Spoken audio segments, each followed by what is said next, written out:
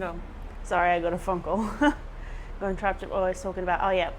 So yeah, you gotta get comfortable riding along with trucks. You gotta, yeah, just be comfortable on your bike. Know how it works. Now, know when you turn corners, how to slow down, but obviously not to come to a complete stop and all those things. Just basically work out how to ride most efficient, most comfortable way for you.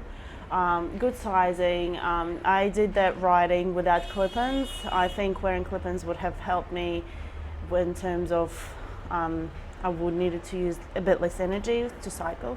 But from my memory, like only the first couple of days, and I felt it the most. And then after that, it also like mentally, I found the first like on day 2 and 3, it was like more of a mental challenge for me than a physical one. It was still like physically, an exercise, but yeah, because especially like because I did it solo, I was like on the road by myself, and I was like, at some points in time, I was like, what the hell am I doing? Like, what is this? But in reality, it's just me wanting an adventure, wanting to feel that freedom, wanting to do something that I feel is right from within, and I basically did it because I wanted to do it. But anyway, when you're doing freeway or highway riding or motorway, if you're allowed to ride on a motorway in your area, those big trucks that roll on, the tires, they have like tiny little wires, thin wires that kind of fall off them. And those wires, because trucks go back and forward non-stop on those freeways and motorways in between cities, those little bits of wire from truck tires get stuck on the road and get stuck into your bicycle tires, basically. So, which is why it's good to have, not to cheap out and get the cheapest tire possible for your bike, but it is also good to, preferable, I'd say, to have a new tire. Like if your tire is getting worn out, like change it. Like come on, like change it. Otherwise, you're going to be stuck with dealing with tons and tons of punctures. Seriously, especially your back tire. Like your back tire has the most weight on it if you're using like the back rack, and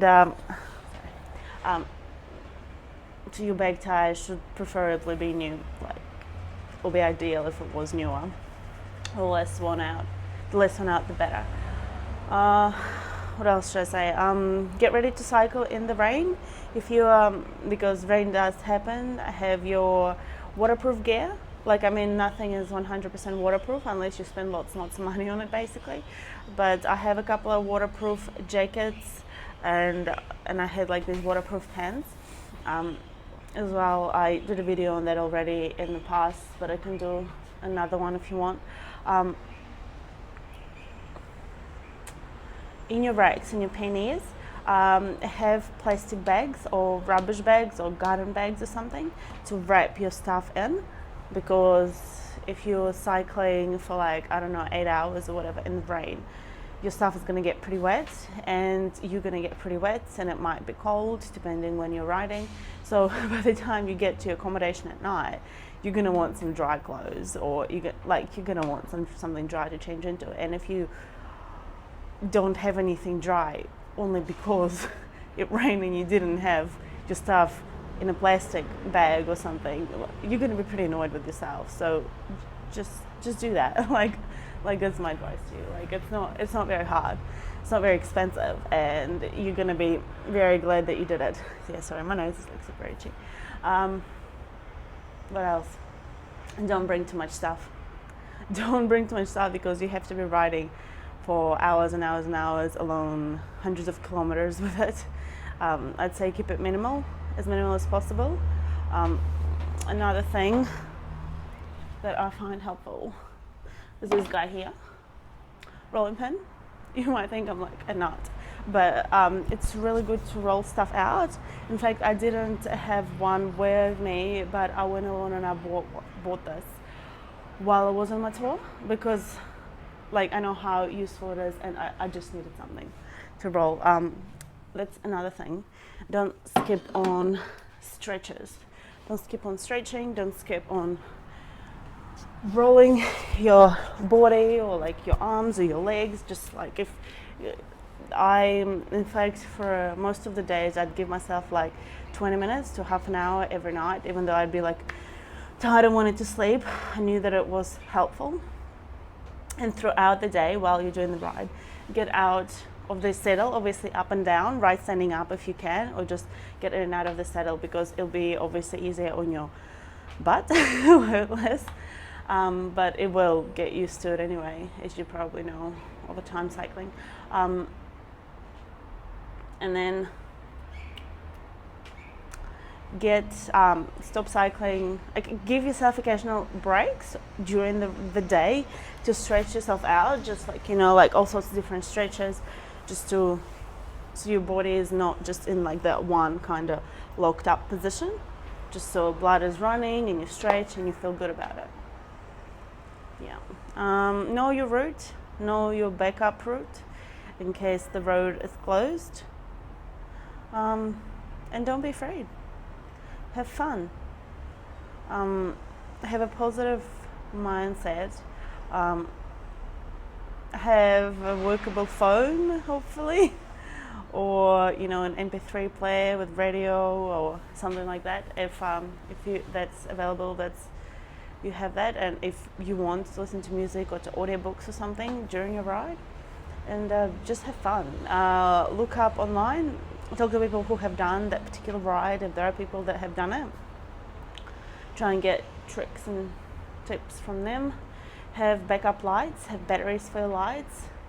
Have very, very good bright lights as well, because you don't know like what may happen. You might need to ride in the dark, you might need to ride in such rain that it's or fog, and it might be better to have really bright visible lights.